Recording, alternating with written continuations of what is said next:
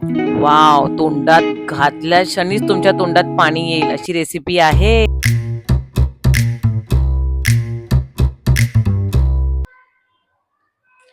नमस्कार फ्रेंड्स, मी स्वप्नाली कुणाल नाईक.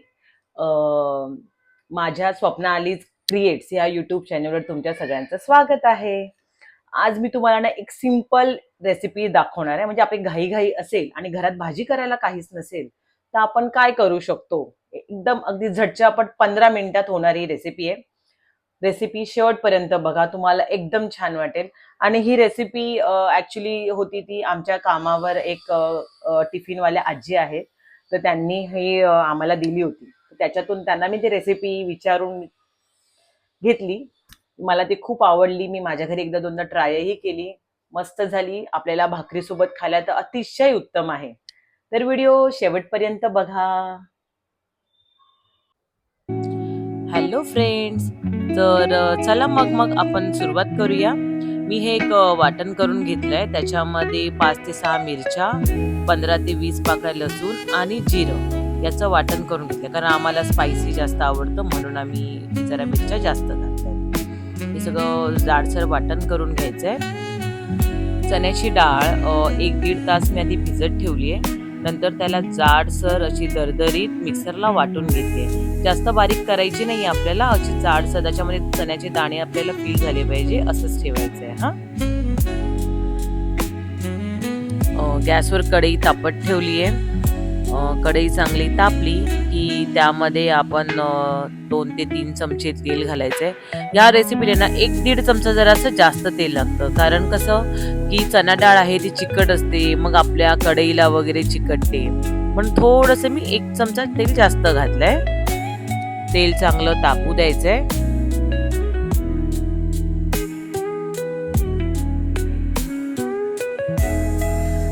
तेल आता चांगलं तापलंय, गरम वाफ व्हायला लागलीये. आता मी त्याच्यात फोडणी देणार आहे. मोहरी 1-1.5 चमचा. गॅस आपल्याला स्लोच ठेवायचा नाही, परत मोहरी आहे ती करपणार. मोहरी चांगली तडतडली की त्याच्यामध्ये आपण कढीपत्ता घालायचे. कढीपत्ता जरा जास्त घालायचा. तब्येतीसाठी पण कढीपत्ता चांगला असतो आणि आपल्या चण्याच्या त्या झुणक्यामध्ये ना त्याचा एक कढीपत्त्याचा वेगळाच फ्लेवर येतो. मस्त कढीपत्ता पण आता भाजलाय. छानपैकी कढीपत्ता भाजून झालेला आहे. त्यानंतर आपण त्यात टाकणार आहोत हिंग. ऍक्च्युली हिंग ना चण्याच्या सगळ्या ज्या पदार्थांमध्ये आपण ना थोडंसं हिंग टाकायचं, जेणेकरून चण्याच्या पिठामुळे जो गॅस अपचन होतं ना ते होत नाही. हे त्याच्या मागचं शास्त्रीय कारण आहे. आणि ते टाकल्यावर आता मी याच्यात जे आपण मिरची, लसूण आणि जिऱ्याचं जाडसर वाटण करून ठेवलं होतं ते टाकायचंय. सॉरी, माझा हात जरा मध्ये येतोय, समजून घ्या. ते व्यवस्थित सगळं वाटण, आणि आपला गॅस आहे तो स्लोच असणार आहे कारण लो फ्लेम वरतीच करायचंय. कारण आपल्याला कुठलीही फोडणी करपू द्यायची नाही. आपल्याला सगळे हे फोडणीचं साहित्य फक्त भाजायचं आहे, करपवायचं नाही आहे. व्यवस्थित मी पुसून घेतलंय, चांगलं ढवळून घेते. वाव, जो आवाज येतोय सगळा त्याचा, एवढा आणि एवढा छान वास येतोय. त्या ठसकेदार असा जो स्मेल येतो ना तसा येतोय. अगदी त्या वासानेच अगदी खायची इच्छा झालीये.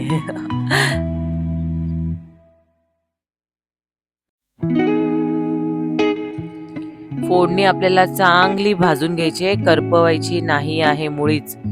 आणि आता बघा, मिरची आहे ती चांगली भाजली गेली आहे व्यवस्थित. अगदी एवढा घमघमाट सुटलाय त्या लसणीचा आणि मिरचीच्या वासाचा.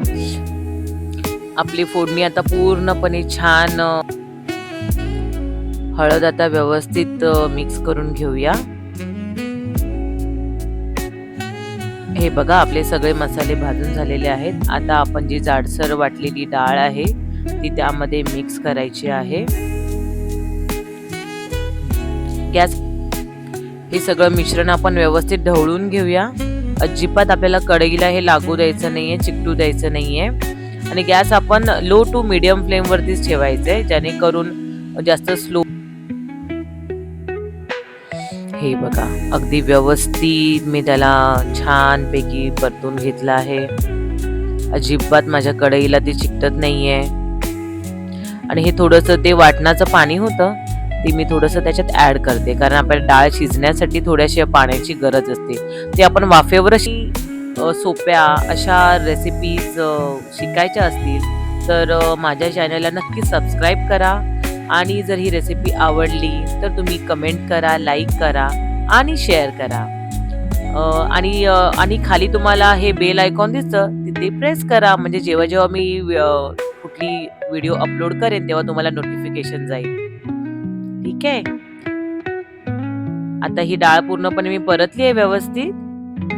आता त्याच्यावर आपण व्यवस्थित झाकण ठेवूया.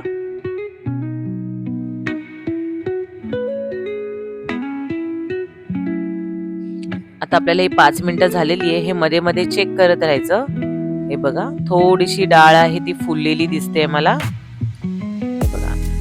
आणि हे असं मध्ये मध्ये ढवळत राहिल्यावर आपल्याला कळतं की आपली डाळ त्या कढईला चिकटली आहे का किंवा लागली आहे का. हे व्यवस्थित परतून घेते. आता हे डाळीचं मिश्रण थोडंसं हाफ शिजलेलं आहे. मग आता आपण त्याच्यामध्ये चवीनुसार मीठ घालायचं आहे. मीठ घालून झाल्यानंतर हे व्यवस्थित ढवळून घ्यायचं आहे. ढवळताना आपल्याला गॅस आपला लो टू मीडियम फ्लेम असणार आहे. ही रेसिपी जेव्हा तुम्ही करून खाल ही भाकरी बरोबर अतिशय उत्तम लागते. करून बघा, अगदी इझी आहे. नेहमी आपल्याला प्रश्न पडतो डब्याला काय करायचं, घरात भाज्या नाही आहेत, काही नाही आहे. आणि चण्याची डाळ हा असा पदार्थ आहे की आपल्या घरात तर तो नेहमीच अवेलेबल असतो. तुमच्यासाठी हे मिश्रण व्यवस्थित ढवळून झाल्याच्या नंतर आपण पुन्हा त्याला वाफवण्यासाठी ठेवूया. कारण हे लक्षात ठेवा, आपल्याला फक्त वाफेवरच ही झुणका आहे हा तो आपल्याला शिजवायचा आहे. बघा आता अजून 5 मिनिटं. पुन्हा एकदम झाकण काढूया आणि चांगलं व्यवस्थित परतून घेऊया. अगदी छान त्याला एवढा घमघमाट सुटतोय. त्याच्यामध्ये जो लसूण आणि जो मिरचीचा असा ठसकेदार असा स्मेल आहे ना, वाव, ते खाऊनच अक्षरशः तुमच्या तोंडाला पाणी सुटेल. खूप छान लागतं. ट्राय करा. ही आपली चण्याच्या डाळीचा झुणका हा ऑलमोस्ट तयार आहे. त्यानंतर आपण थोडीशी कोथिंबीर घालून गार्निश करूया.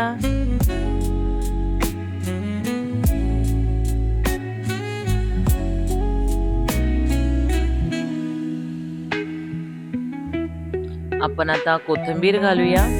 ऍक्च्युली झुणका असतो त्याच्यामध्ये कोथिंबीरीची ना एक वेगळीच चव असते, म्हणजे खरंच छान लागतंय.